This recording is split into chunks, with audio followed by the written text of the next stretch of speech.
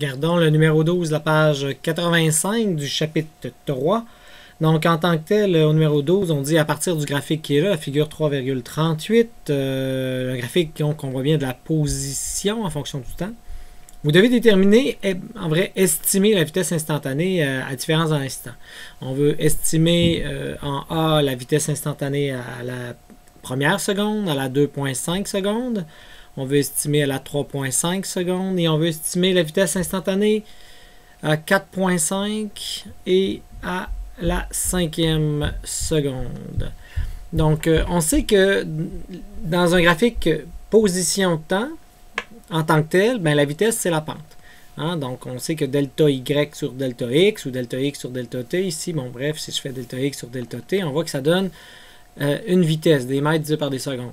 On sait donc que la pente, c'est la vitesse. Bon, ça va être une vitesse moyenne si c'est un écart. Mais si on veut la vitesse instantanée, on avait catché que la vitesse instantanée, c'est la pente, mais cette fois-ci de la tangente. Bon, là, ici, on se rend compte que la pente ben, est toujours la même. Puisque la pente est toujours la même, la pente de la tangente, c'est égal à la pente qui est constante. Donc, en fin de compte, on a juste besoin de calculer, dans le fond, la pente pour l'intervalle de 0 à 2, de 0 à 1, de 1 à 2, peu importe, c'est toute la même chose. Donc, faisons-le de 0 à 2. Je me rends compte que ici, j'ai monté ici de 10. Donc, c'est plus 10 en 2 secondes. Donc, 10 divisé par 2, ça donne 5 mètres par seconde. Ici, on vient donc de trouver la vitesse pour la première seconde. Maintenant, ici, on voit que la pente est de 0, parce que hein, la vitesse instantanée va donc être de 0, parce qu'il est immobile. On voit que l'objet reste au même endroit. Donc, il ne bouge pas.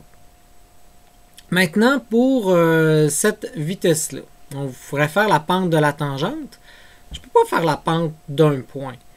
Alors, c'est là que je vous amène à pouvoir bien comprendre ici cette fameuse chose-là. Donc, si je dessine mon point, puis je dessine ma tangente qui est ici, à peu près, là, qui touche seulement à ce point-là, c'est difficile de pouvoir déterminer la pente de cette tangente-là, à moins d'aller chercher un autre point, puis là, je vais être capable de faire une pente avec 2 points.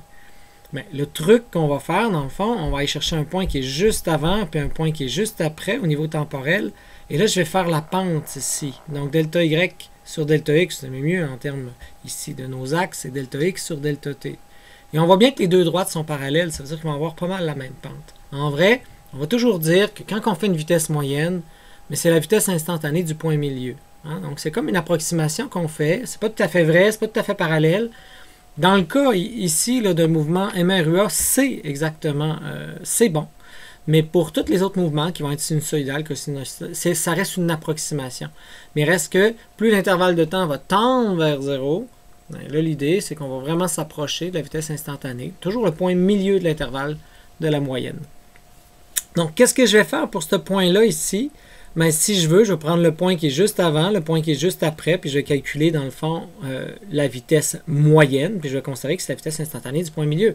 Donc là, ici, je me rends compte que je descends de 10, j'ai moins 10 en 1 seconde, donc la vitesse va être de moins 10 mètres par seconde.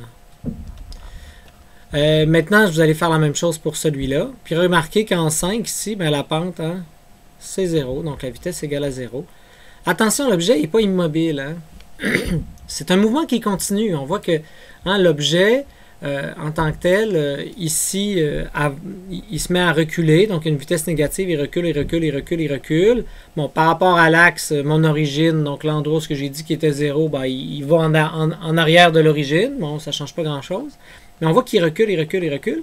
Puis à un certain moment donné, à la 5e seconde, sa vitesse devient 0 et il se met à avancer. Donc, il se met à aller vers l'avant des X.